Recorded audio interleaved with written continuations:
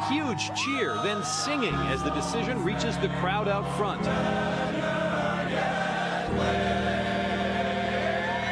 The historic ruling struck down the bans on same-sex marriage still in effect in 14 states, all of them in the South now and the that historic Midwest. Supreme Court decision legalizing same-sex marriage across the land, and it's profound. The 5-4 vote in many ways reflecting the huge societal shift of the last 20 years. The president saying today there are days like this when that slow, steady effort is rewarded with justice that arrives like a thunderbolt. Blessed be the Rastafarians, my people. Blessed be the homosexuals, my people. Blessed be the transgendered, my people. Okay. Blessed be the lesbians, my people. So you better get ready. You better get ready. You better get ready. You better get ready for a revolution. Because guess what? Caitlin is coming. I would like to thank the evangelical and religious community, because I'll tell you what, the support that they've given me, and I'm not sure I totally deserve it, has been so amazing and has had such a big reason for me being here tonight. They have much to contribute to our politics, yet our laws prevent you from speaking your minds from your own pulpits. An amendment pushed by Lyndon Johnson many years ago threatens religious institutions with a loss of their tax-exempt status if they openly advocate their political views. Their voice has been taken away.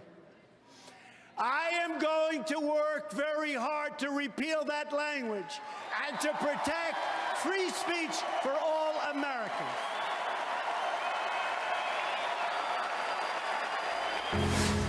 More on our politics lead now. President Trump today signed what he called a religious liberty executive order just a short while ago. In an impassioned speech, he claimed the new order would give religious organizations, quote, their voices back by allowing them to be more politically active without risking this their financial tax-exempt threat against the faith community probably we should be debating a bill requiring every American to attend a church of their choice on Sunday. That was Senator Sylvia Allen yesterday talking about the possibility of forcing people to attend church.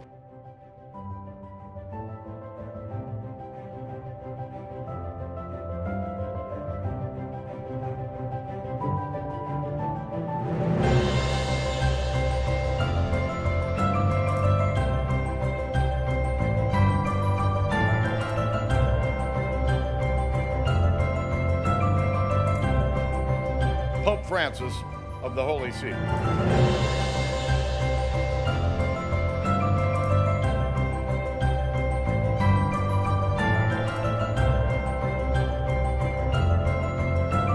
It's my great honor to welcome Pope Francis to the General Assembly of the United Nations. Thank you for making history.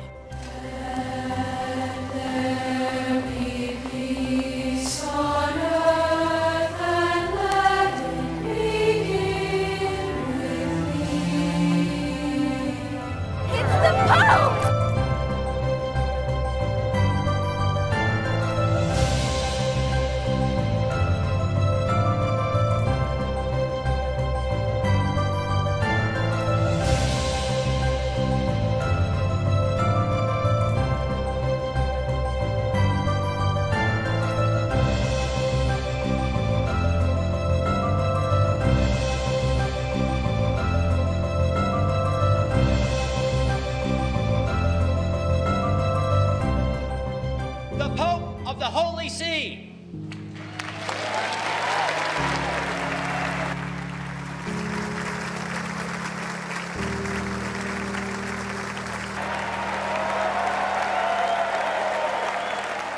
Congress, I have the high privilege and distinct honor of presenting to you Pope Francis of the Holy See.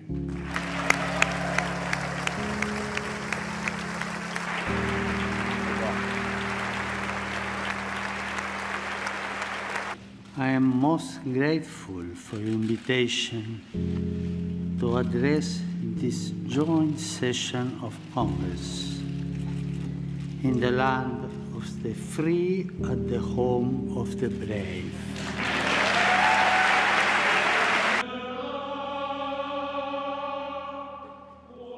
A celebration of faith in a year of Jubilee. A Jubilee of mercy, as declared by Pope Francis. Weighs more than 1,000 pounds, symbolic of a heavy burden. Once the door is open, it's an invitation to a new beginning. Pass through it, and your sins are absolved. I am the door of the sheep. Come through me. Cardinal Lacroix will make that physically possible when he opens the door on December 8th. God, he says, will take care of the rest.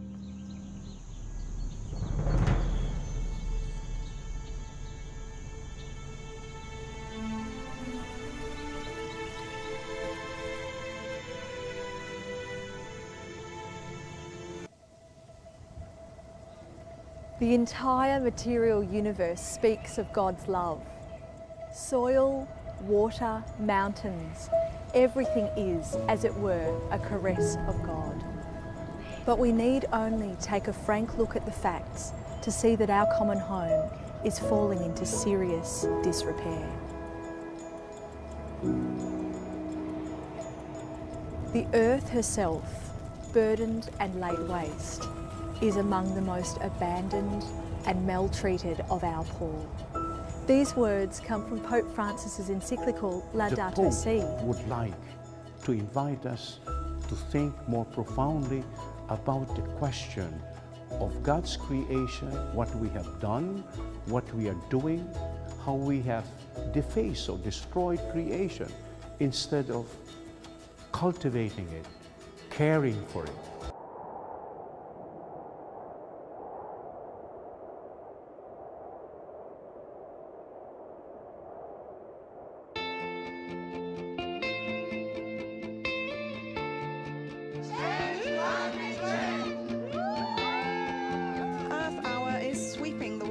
At 8:30 p.m. local time, countries in 24 time zones across 6 continents. Europe to Asia, Africa to the Americas. It's the world's largest voluntary action for the event to highlight the threat from climate change.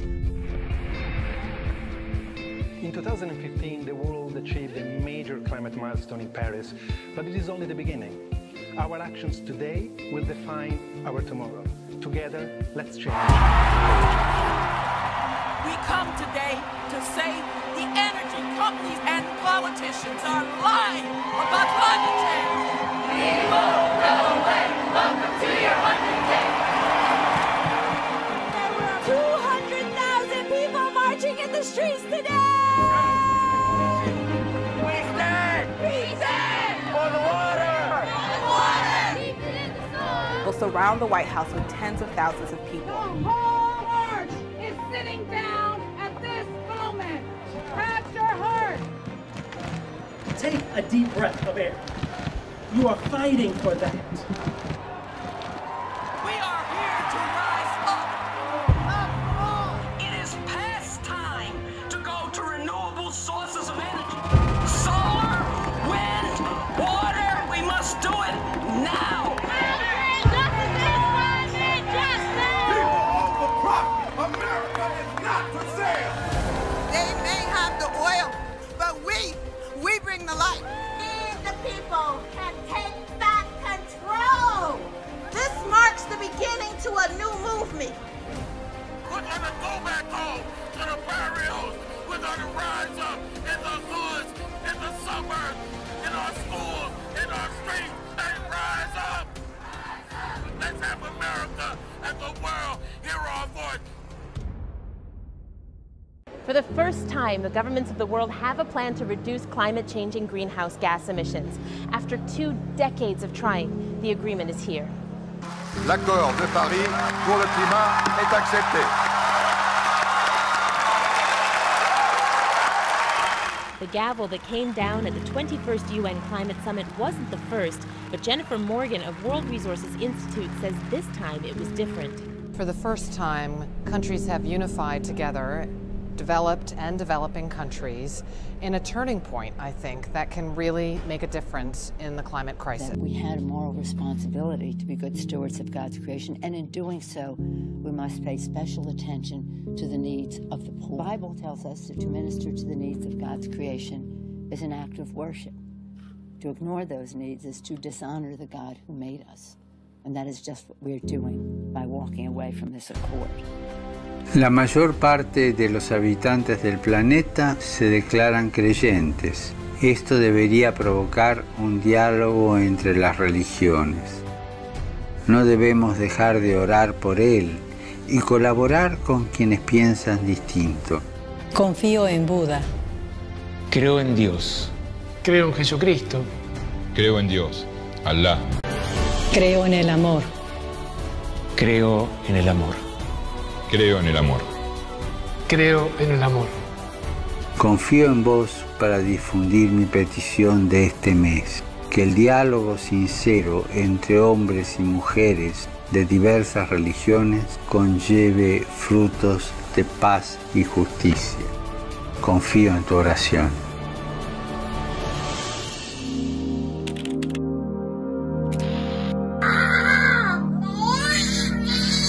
There is something about being together. You are my best friend. The good, the bad, the unforgettable. These moments define our personal stories and the stories of nations. One day, this nation will rise up. The time has come to define our moment for our generation. Jesus prayed that we might be together. Imagine if every follower of Jesus put aside their differences and gathered together on one day around one man, Jesus. It is time to link arms and to lift a unified sound, asking Jesus to reset our generation.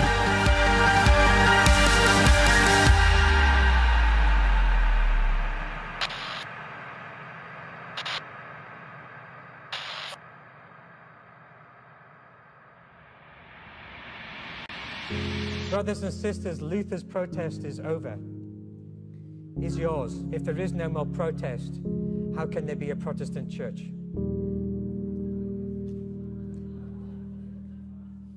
Maybe we're all Catholics again.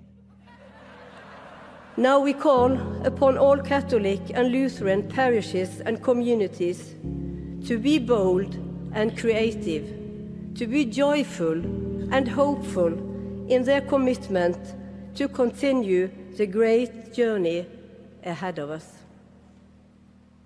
His Holiness Pope Francis and the LWF President Bishop Yonan will now sign the joint statement as an expression of the commitment of our two communions.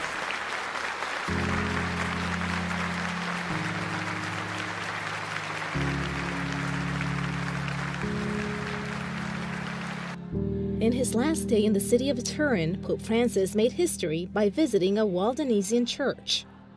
It's the first time a pope visits an evangelical church of that particular denomination. In doing so, he received the warm welcome. In Havana, at Jose Marti Airport, a meeting 1,000 years in the making. Pope Francis met with Patriarch Kirill of the Eastern Orthodox Church, the first meeting between the leaders of Christianity's two largest churches since 1054, when a schism split the ancient All right, church. well, Russia is causing problems not only in the Middle East, as we just heard, it's also creating trouble for Christians at home. Evangelicals believe a fresh wave of persecution will accompany a new law that forbids sharing their faith in public. Russian authorities call it an anti-terrorism measure, but as Heather Sells reports, it directly targets Protestants.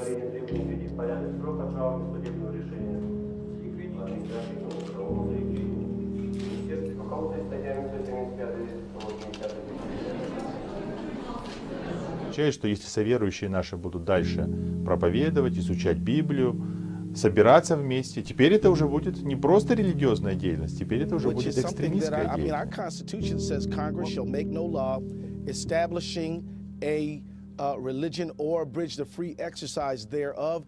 This is violation of equal protection. It is a religiously based ban. If they could ban Muslims, why can't they ban Mormons? Why can't they ban Seventh-day Adventists? Why can't they move into... Good evening. We start with the breaking news out of Paris and what, at least at this moment, looks to be a city under terror attack on several fronts. The reports have been coming in rapidly. We expect many details will change. But what we can piece together so far, the Associated Press reporting there have been 2 suicide attacks and 1 bombing outside a soccer stadium. There have also been shootings, and a large number of people have been taken hostage. French television citing police reporting as many as 60 people are dead. Tonight, France has closed its borders with the rest of Europe.